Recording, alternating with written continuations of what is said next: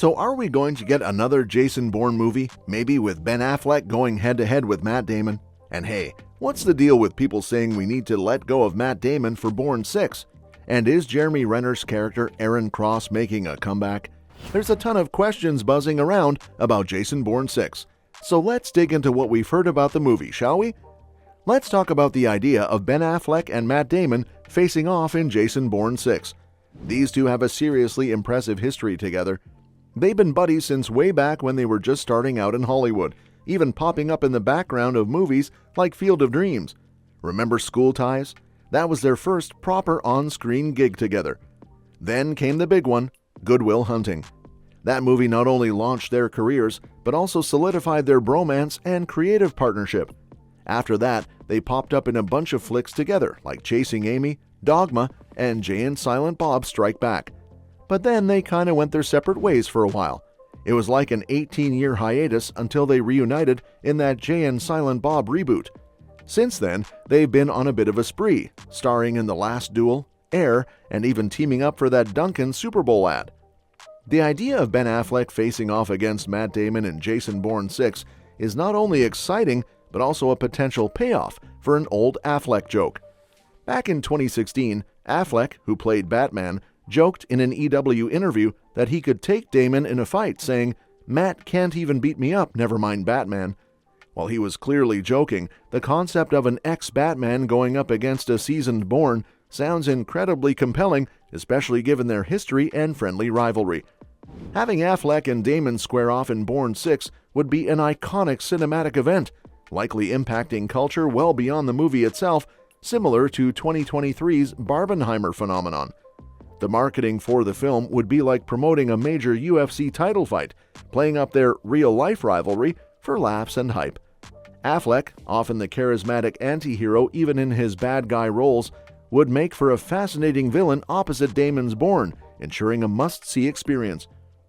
Development on another Bourne movie with Matt Damon is already underway, and Bourne 6 is poised to break franchise records, underscoring the risks involved. Damon has shown interest in returning to the franchise as recently as February 2024, after reading and approving a screenplay. Universal announced in 2023 that the film was officially in development, but details remain sparse.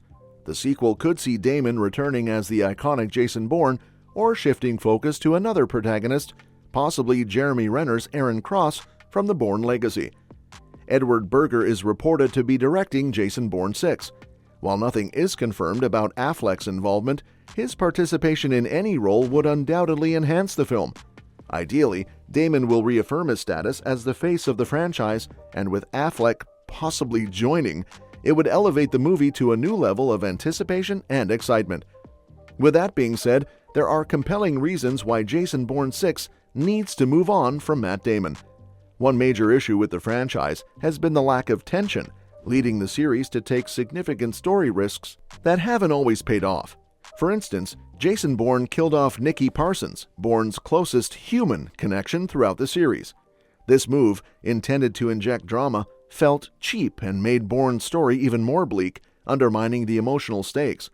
While Bourne's survival against all odds has become a hallmark of the series, it has also made the stakes feel both too high and too low simultaneously. One advantage the Bourne series had over James Bond was its relative believability. While not perfectly realistic, the movies addressed real-life political issues, such as corruption within organizations like the CIA and the human cost of international imperialism. However, bringing Damon back as an aging spy stretched credulity. Unlike Ethan Hunt from Mission Impossible or James Bond, it's harder for viewers to suspend disbelief for Bourne because his character's effectiveness has always been rooted in his physical prowess. As Damon ages, it becomes increasingly difficult to maintain this illusion, undermining one of the franchise's strengths.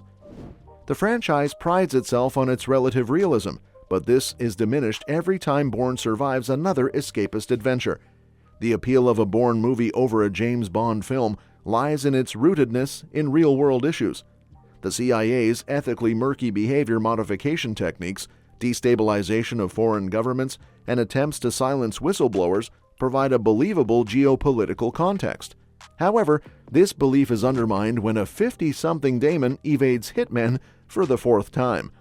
The franchise's commitment to realism falters, making it necessary to move on from Damon's version of the character.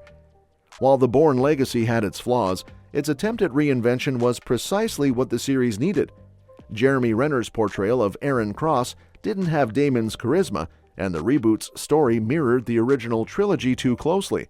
However, this doesn't mean that the Bourne Legacy's approach can't be replicated successfully in another reboot. A stronger reinvention could focus on a new spy uncovering corruption within the CIA, and perhaps even kill off Damon's Bourne to emphasize the franchise's commitment to realism. Moving on from Matt Damon would address several issues plaguing the Bourne series. It would allow the franchise to reclaim its edge by reintroducing genuine tension and realism, paving the way for a fresh and compelling new chapter.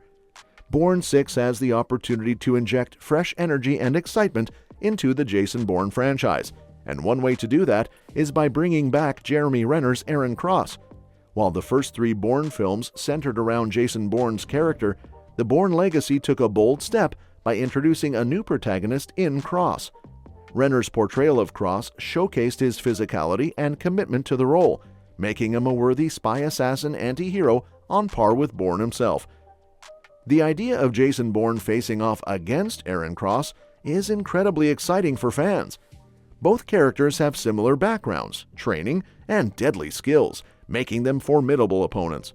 Even though they may ultimately end up on the same side, the prospect of their clash is too thrilling to ignore.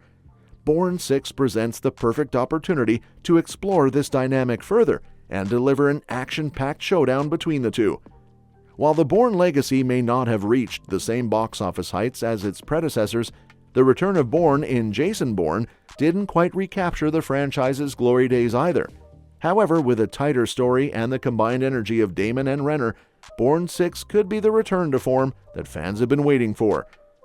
Both Bourne and Cross share a common goal of escaping their shadowy pasts as assassins, and their parallel journeys have been central to the franchise. Therefore, concluding the series without addressing Cross's story would feel incomplete. Bourne 6 has the opportunity to wrap up both characters' arcs and provide a satisfying conclusion to the franchise.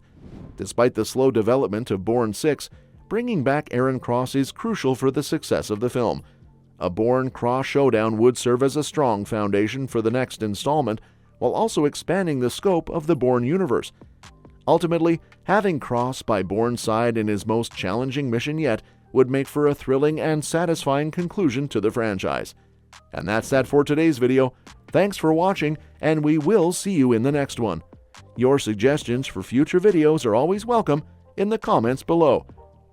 And that's a wrap for today's discussion on Bourne 6 and the potential return of Jeremy Renner's Aaron Cross. Do you think bringing back Cross is essential for the success of the franchise, or do you believe Bourne's story should stand alone? Share your thoughts in the comments below. Thanks for tuning in, and we'll catch you in the next video. Don't forget to leave your suggestions for future topics.